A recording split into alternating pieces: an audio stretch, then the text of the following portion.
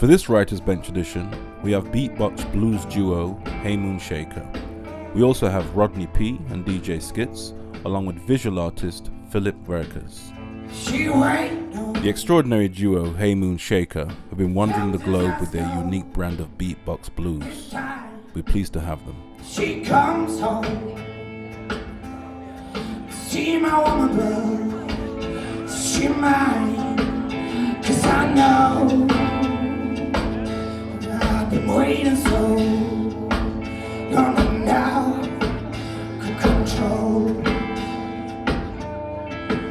Wake me up before you go, baby love.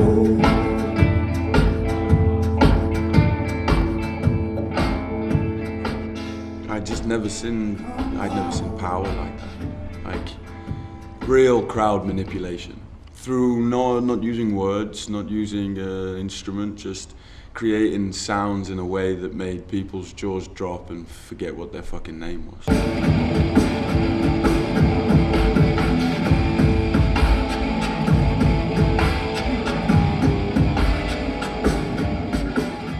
First beatbox I heard was, I was 17. I was in a club called Scream. I was waiting for me mates, they didn't show up. Some lad got on stage and started beatboxing. There was like 12, 13 people in the room. Within 18 months, I just quit everything. That was it. And because the day after the show, I started beatboxing immediately. And then when we met, he introduced the blues to me. And then romanticise the idea of women and whiskey. My plans changed, man. And then after 2 years, we really exhausted that. Yeah. And had to slow down a little bit. 45.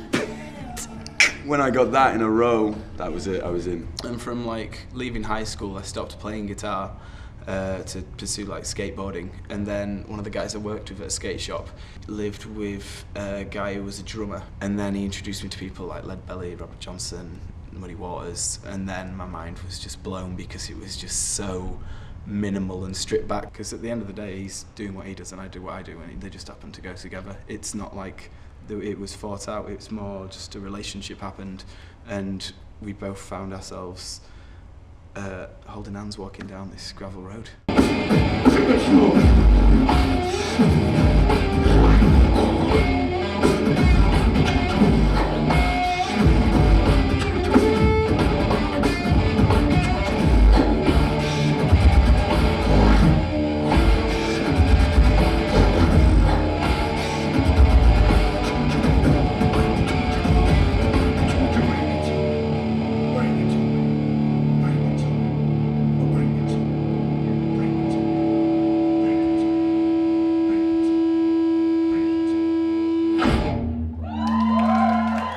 All right, my name is Rodney P. I'm Philippe. Nice to meet you, Werkers. Philip. I'm a MC. Hello. Yeah? And I'm doing the visuals tonight. Absolutely. The rhythm killer himself, otherwise known as Rodney P, dropped in for an exclusive preview of his new documentary entitled Under the Influence. And for our live Cahoots collaboration, we teamed him up with Belgian visual artist Philippe Werkers. Let's go. Long time later on the dance. Long time later on the dance. We're going for nice up the area. We're going for nice up the area. Circle all the bosses on the lawn and down. We're going for any rhythm that just not walk and walk for it. Yo, I rep my cap and leave my stamp on all the rich white kids who want to dress like tramps. I know that. It begins as my story. story of Rodney P and what I found when I came onto the UK hip-hop scene. So it doesn't begin with me, it's looking back. When I came to the scene, there was already a scene, a healthy, flourishing, money-making, creative, emotional scene that I wanted to be a part of. So it's first me laying out what that scene looked like and who were the people and the movers and the shakers.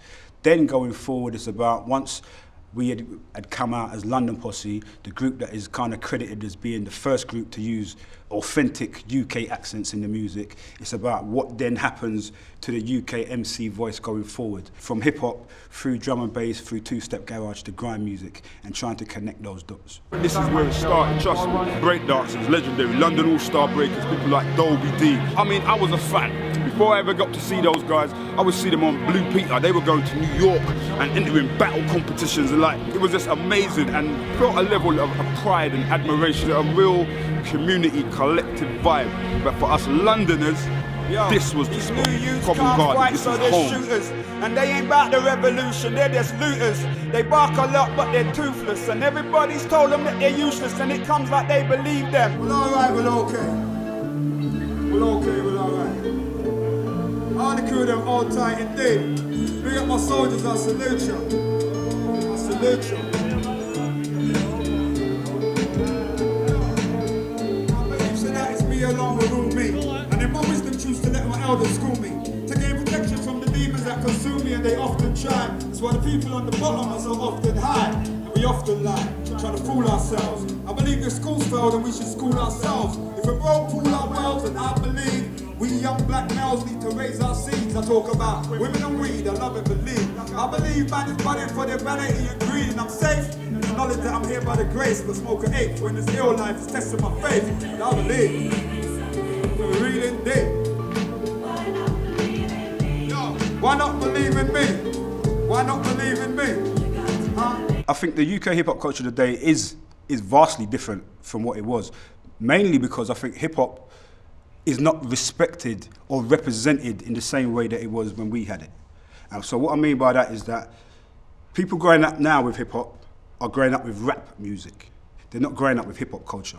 The elements do not connect in the same way they did when I was young. I was a graffiti writing, body popping, DJing, you know what I mean? Rapping, all of that stuff. Walking out with my lino and my ghetto blaster. We embraced the culture. Now what you have is really successful rap music.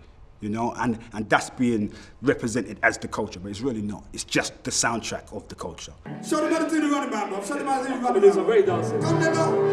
Old school style. Old school style. Bear my DJ. Bear my DJ. That is this old school soldier. Grab a DJ on it. That's my dog.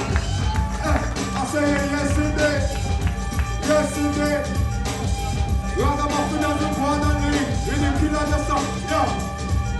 Hip-hop is a culture that deserves a bit more respect than just being shown as, you know, a bunch of guys rapping about cars and girls. So what I do is I film what's happening live on stage and I project it again. So you get all these abstract shapes, but every form is originating from something on the stage. I don't know on forehand what's going to happen, so for me it's also very hip-hop. We're sick with it and physically fit with it. From you got the boom, little boy, then stick with it. Ride the dips with it, tell them whatever boy. Come bump their hips with it, cause this one at the bottom of my go with me then, flow with me then. We're staying Chrissy on JD, not Chrissy. This is a good collaboration between us because with me and DJ Skitz, we come with an idea that we've never done the same show twice. So to link with someone like Philip, who has the ability to just feel the vibes and come with the ride. Because where we're gonna go, we don't know, so you can't know, and I can't tell you, but he has the ability to follow that ride.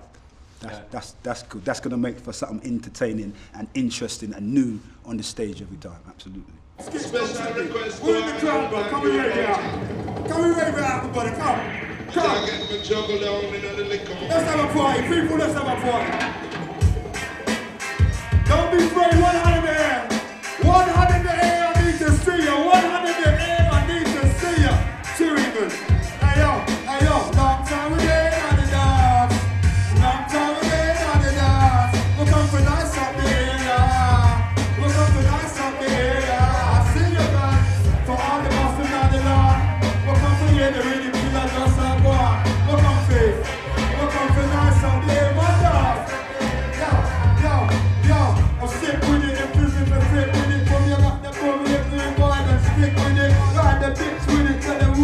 one. Go bump their hips with it, man, it's one of the one. Hang on there.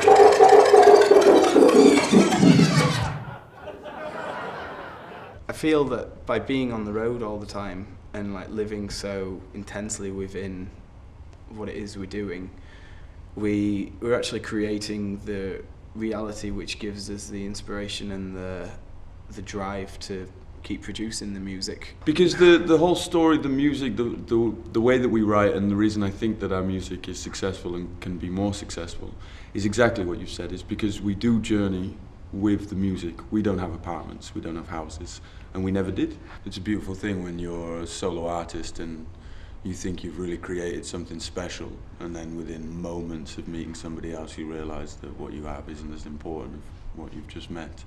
Yeah. Realising that takes a little bit longer, but when you do, it's fucking dope.